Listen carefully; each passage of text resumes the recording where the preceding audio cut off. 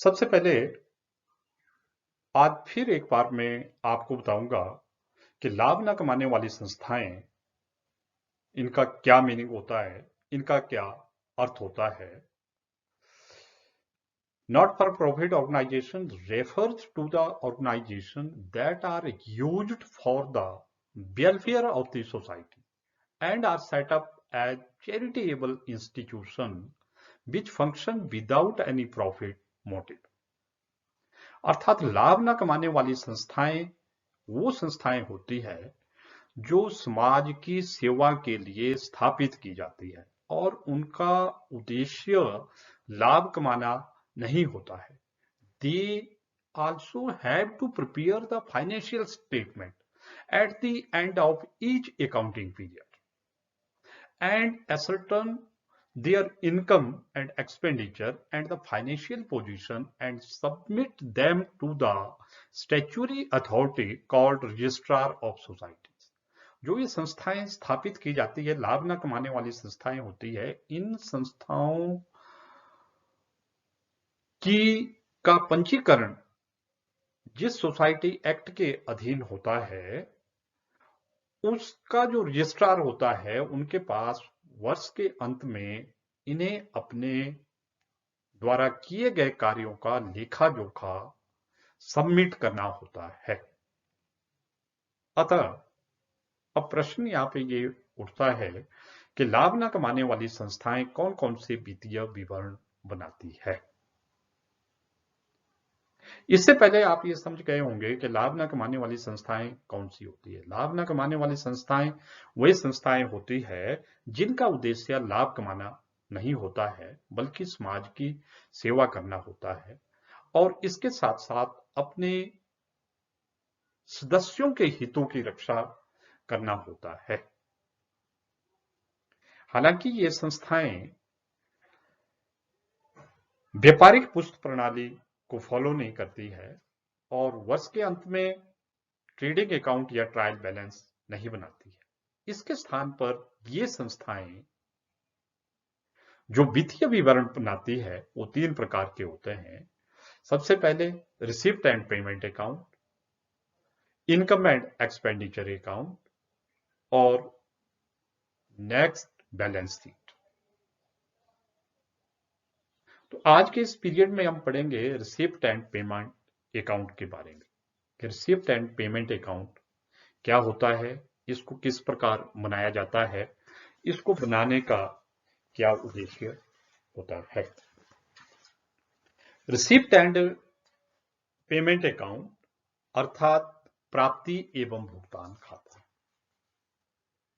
प्राप्ति एवं भुगतान खाता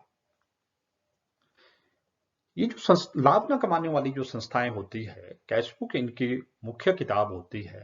प्रतिदिन के लेन देनों को ये कैशबुक में लिखते जाते हैं और जो व्यवहार ये नगद में नहीं करते हैं, कैश में नहीं करते हैं, उसके लिए ये एक मेमोरेंडम बुक संस्मरण किताब को लगाते हैं और उसमें उनको लिखते चले जाते हैं। तो कैशबुक के आधार पर ये संस्थाएं प्राप्ति एवं भुगतान खाता तैयार करती है। यह खाता रोकड़ बही से तैयार किया जाता है। यह रोकड़ बही की नगद प्राप्तियों और नगद भुगतानों का एक निश्चित अवधि के पश्चात तैयार किया गया सारांश है।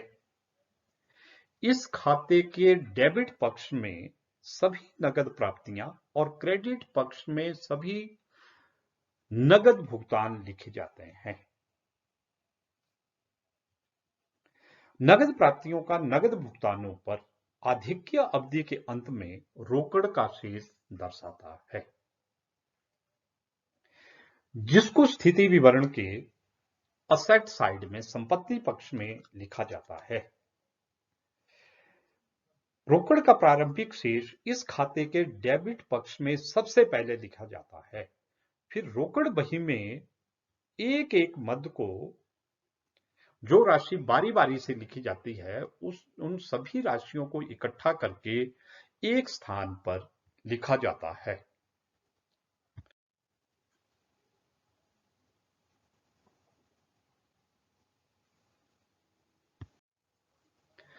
जैसे यदि चंदे की राशि किसी भी संस्था में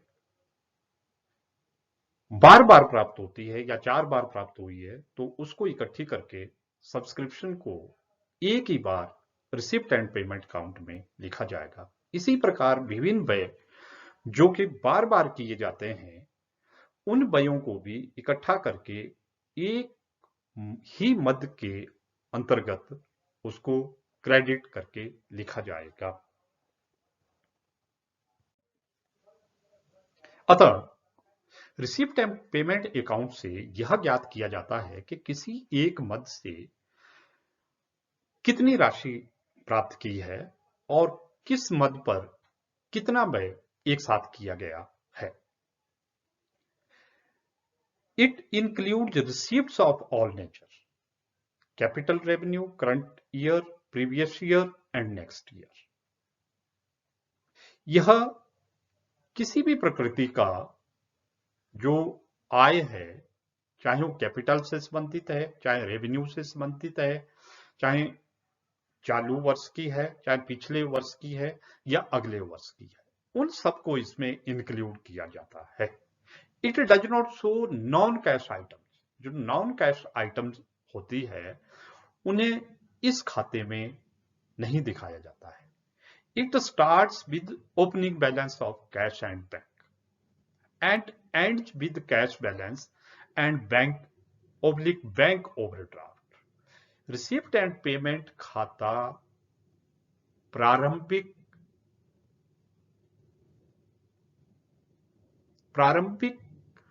कितना अमाउंट बैलेंस है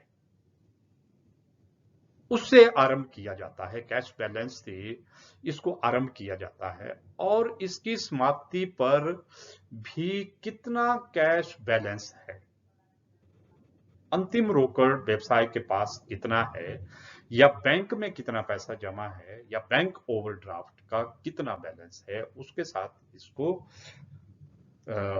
उसको यह शो करता है। बैलेंस को, अंतिम बैलेंस को यह शो करता है। प्राप्ति एवं भुगतान खाते को बनाने की प्रक्रिया। प्राप्ति एवं भुगतान खाता बनाने की प्रक्रिया निम्न प्रकार से होती है। इसको हम निम्नलिखित 4 चरणों में तैयार करते हैं। स्टेप 1, सर्वप्रथम संस्था के प्रारंभिक रोकड़ शेष तथा बैंक शेष इस खाते के डेबिट पक्ष में लिखे जाते हैं, और यदि बैंक का प्रारंभिक शेष ओवरड्राफ्ट है तो इसे क्रेडिट पक्ष में दिखाया जाता है। उसके बाद सभी नगद प्राप्तियां, चाहे वो पूंजीगत हो या आयगत हो, चाहे चालू वर्ष से संबंधित हो, चाहे गत वर्ष के या आगामी वर्ष की हो, इन्हें इस खाते के डेबिट पक्ष में दिखाया जाता है। उसके बाद सभी नगद भुगतान, चाहे पूंजीगत हो या आयगत हो, चाहे चालू वर्ष के हो या गत वर्ष के या आगामी वर्ष के, इन्हें इस खाते के क्रेडिट पक्ष में दिखाया जाता है। इन्हें इस खाते के क्रेडिट पक्ष में दिखाया जाता है। सभी नगद भुगतान, चाहे पूंजीगत हो या चाहे आयगत हो, चाहे चालू वर्ष के हो या गत वर्ष के या आगामी वर्ष के, इन्हें इस खाते के क्रेडिट पक्ष में दिखाया जाता है। वर्ष के अंत में संस्था के अंतिम रोकड़ शेष तथा अंतिम बैंक शेष इस खाते के क्रेडिट पक्ष में दिखाए जाते हैं। यदि अंतिम बैंक शेष अधिविकर्ष के रूप में हो तो इस खाते के डेबिट पक्ष में दिखाया जाता है। तो इस खाते के डेबिट पक्ष में उसे दिखाया जाता है। प्रिय विद्यार्थियों, ये मैंने आपको अर्थ बताया कि नॉट फॉर प्रॉफिट ऑर्गेनाइजेशन क्या होते हैं। सेकंडली, वित्तीय विवरण ये संस्थाएं कौन कौन सी बनाती है। ये 3 प्रकार के वित्तीय विवरण बनाती है, जिसमें सबसे पहला है receipt and payment account, second है इनकम एंड एक्सपेंडिचर अकाउंट, और थर्ड है बैलेंस शीट। और इसके साथ ही मैंने आपको जो ये पहला वित्तीय विवरण सबसे पहले तैयार करती है, जिसे कैशबुक से बनाया जाता है, कैशबुक को आधार मान करके तैयार किया जाता है, वह है रिसिप्ट एंड पेमेंट अकाउंट, प्राप्ति एवं भुगतान खाता। और यह खाता हमें क्या बताता है? अंत में, वर्ष के अंत में यह हमें कैश बैलेंस, चाहे वो बैंक में है या बैंक ओवरड्राफ्ट की स्थिति है, उसको हमें शो करता है।